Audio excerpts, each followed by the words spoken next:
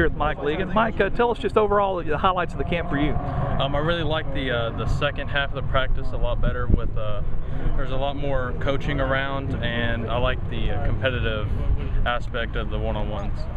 Now, I know that earlier in the summer you were in a boot and you're coming off an injury. This is your first workout. Did you feel a little rusty out there, or how'd you feel? The first half of practice I was a little rusty, but the second half I feel like I was back to my own again. Okay, where do you feel your strengths are out there in those drills? I feel like my strengths are my power and my footwork.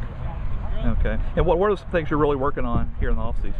Pass blocking, because our school is dominant for its run blocking, so I have to work on my pass blocking a little bit. Okay, good to hear. What about, let's talk a little bit about recruiting. Where all have you been this summer? You've been traveling to a lot of places. Where have you been, and where do you plan on going?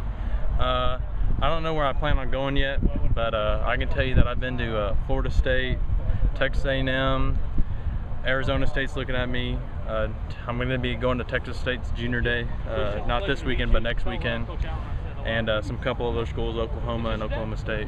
When it comes to recruiting and picking a college, would you rather stay in state? It sounds like you have some schools that are out of state, and those are some options. Would you rather leave the state or stay here? It doesn't matter to me, just where I feel the most comfortable.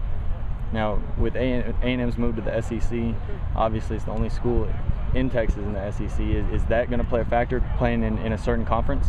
Yes, sir, because the SEC is the best conference in football. So, yes, sir. Mike, what about, I know that I'm going to put a plug in for your dad's alma mater here. What South Carolina? Talk about the Gamecocks, and what are your prospects of maybe being a Gamecock? I don't know. Whenever they start recruiting me, then I'll let them know.